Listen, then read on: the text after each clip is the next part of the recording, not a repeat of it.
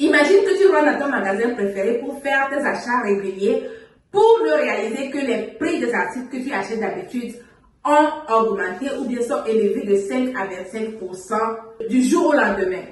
Oui, c'est la réalité que nous allons vivre ou bien que nous vivons déjà aux États-Unis sur les taux élevés des tarifs. Alors, les tarifs sont les taxes essentielles qui sont chargées sur tout article importé pour venir commercialiser ici aux États-Unis. Et le président Trump a proposé des pourcentages très élevés qu'on n'a jamais vus ici aux États-Unis et qui sera effectif à partir du 5 avril et 9 avril pour certaines catégories. Alors, dans cette vidéo, je vais partager avec toi certaines choses à éliminer dans ton quotidien ou encore certaines choses que tu peux faire pour ne pas aller au-delà de ton budget avec le coût de vie si élevé auquel nous sommes confrontés ces derniers temps. Alors, la première chose sur ma liste que tu dois faire pour ne pas dépenser inutilement, c'est de revoir les applications sur ton téléphone. Je m'explique. Juste la semaine passée, encore, j'ai réalisé que j'ai fait, ou bien que ça fait 3 mois que la compagnie Apple me prélevait $7,98 pour chaque 2 semaines pour quelque chose que je ne sais pas. Quand je les ai appelés, ils m'ont dit que c'est parce que j'ai téléchargé une application sur mon téléphone, quelque chose dont je ne me rappelle même pas et que je n'utilisais même plus.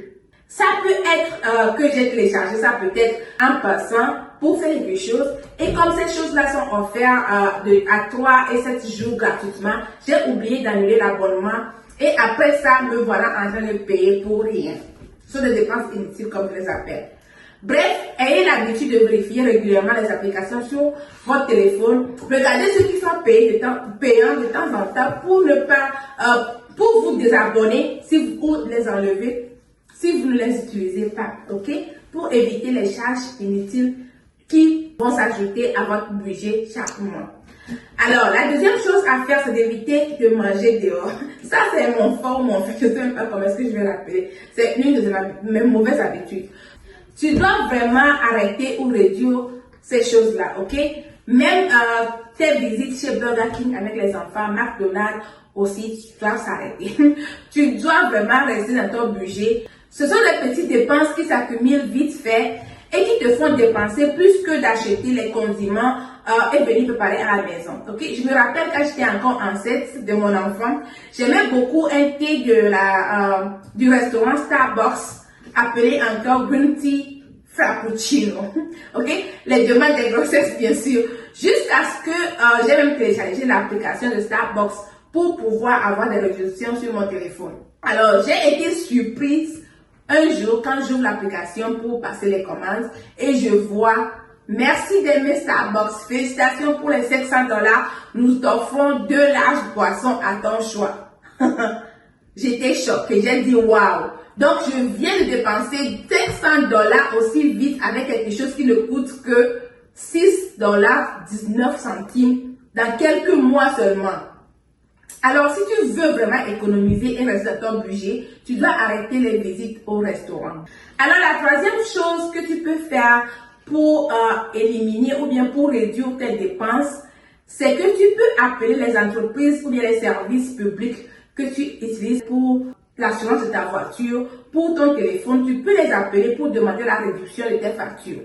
Oui, chaque 6 mois ou chaque année, tu peux appeler par exemple toutes les compagnies que tu travailles avec ou bien avec lesquels tu es engagé pour négocier les termes et les charges en ta faveur, ok?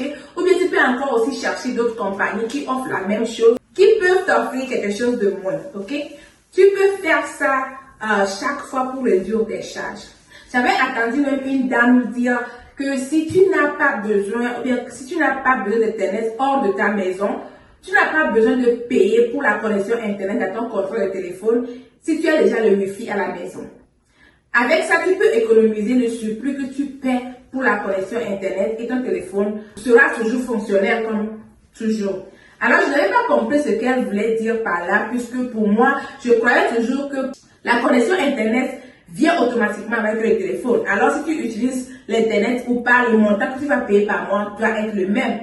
Donc, j'ai essayé d'appeler T-Mobile, c'est la compagnie que j'utilise.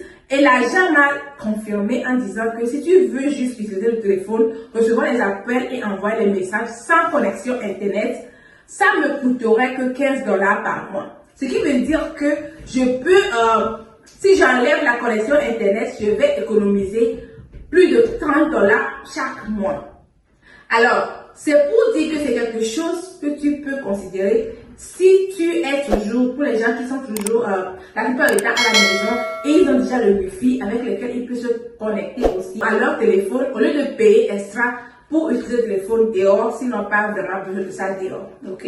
C'est les petites astuces que je voulais partager avec toi ce soir pour pouvoir économiser et réaliser cette chose-là que tu veux réaliser cette année. Ok. Ne laisse pas les tarifs ou bien l'augmentation des tarifs mélange tes plans, ok? Encore, sans budgétisation, tu vas dépenser l'argent sans le savoir et toujours attendre ton prochain salaire, ainsi de suite.